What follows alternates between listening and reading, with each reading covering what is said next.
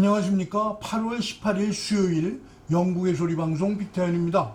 오늘 뉴스의 제목을 말씀드리겠습니다. 첫째, 아프간 사태를 위한 하원 토론이 진행 중입니다. 둘째, 어제 아프간에 난민을 싣고 떠난 영국 공군기 도착했습니다. 미국 의회에서도 아프간 철수를 놓고 찬반 논란이 거셉니다. 첫 소식입니다. 아프간 사태로 인해 발생하는 난민들을 구제하기 위한 회의가 하원과 상원에서 열리고 있는 가운데 BBC 방송은 아프간 난민 업무에 직접 관계가 있는 인물들을 인터뷰한 내용을 보도하였습니다. 노동당의 그림자 내각 리사 낸디 외무장관은 영국 정부가 아프가니스탄 위기에 대해 진지하게 대처해야 한다고 주장하였습니다. 그녀는 BBC 브렉퍼스트 뉴스 시간에 모든 국가가 나서야 할 것이 분명하다고 말하며 전 세계적인 접근이 필요하다고 주장하면서 최우선 과제는 아프가니스탄 사람들에게 인도적 지원을 제공하는 것이라고 말했습니다. 낸디 의원은 카불 공항에서 혼란스러운 장면이 발생했으며 영국으로의 탈출을 도운 사람들에게 끔찍한 결과로 이어질 수 있다고 덧붙였습니다. 영국군 참모총장 닉 카터 장군은 요즘의 텔레반은 과거의 텔레반에 비해서 더 합리적일 수 있다고 말했습니다. 참모총장 닉 카터 장군은 BBC에 우리는 긴장을 늦추지 말아야 한다고 말하며 텔레반에게 그들이 정부를 구성하고 그들의 능력을 보여줄 수 있는 시간적 공간을 주어야 한다고 주장하였습니다. 2002년부터 2013년까지 아프가니스탄에서 복무한 닉 카터 장군은 오늘 늦게 탈레반 정치위원회와 만날 예정인 하미드 카르자이 전 아프간 대통령과 정기적으로 연락하고 있다고 말했습니다. 자신의 경험으로 비추어 볼 때 이 탈레반이 더 합리적이라는 것을 발견할 수 있다고 말하면서 우리가 명심해야 하는 것은 그들은 우리와 동질적인 조직이 아니라는 것입니다. 라고 덧붙였습니다.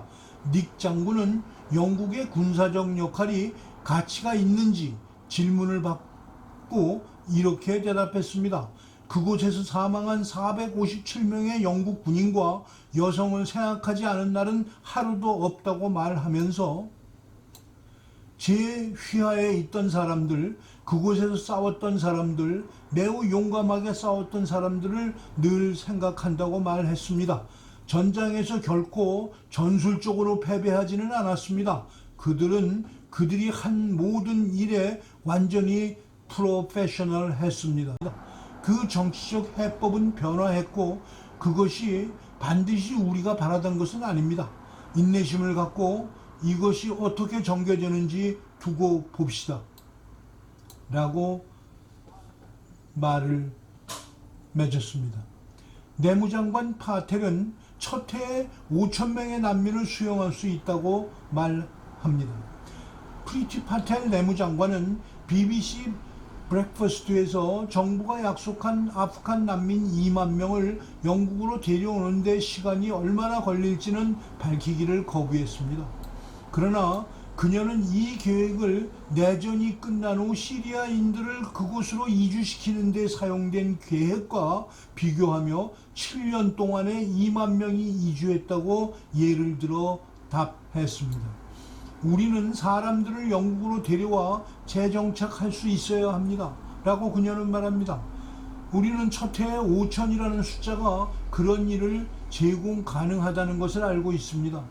사람들을 데려오고 숙박시키고 재정착, 영국에서 새로운 삶을 살 기회를 제공하는 면에서 그들에게 기본적으로 하게 될 지원을 제공할 수 없다는 것은 솔직히 끔찍한 일이 될 것입니다.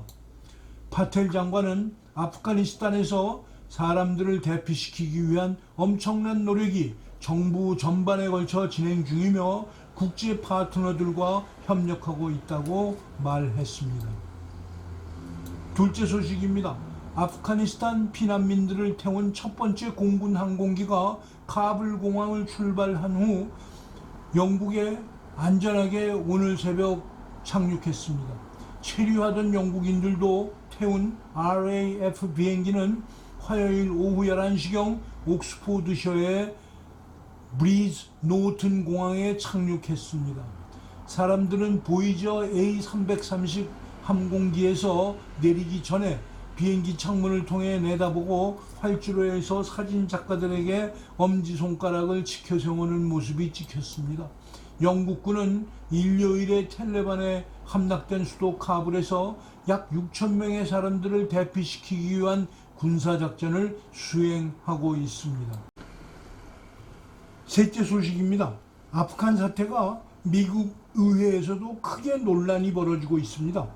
야당인 공화당의 의원들 중에서 트럼프 당시부터 철군을 반대했던 의원들을 중심으로 대책 없이 철수를 강행한 바이든 행정부의 실수를 강하게 비판하고 있고, 여당인 민주당은 대체로 철군을 옹호하면서도 사후에 벌어질 수 있는 상황을 고려하지 않은 잘못이 있다고 비난하는 여론이 형성되고 있습니다.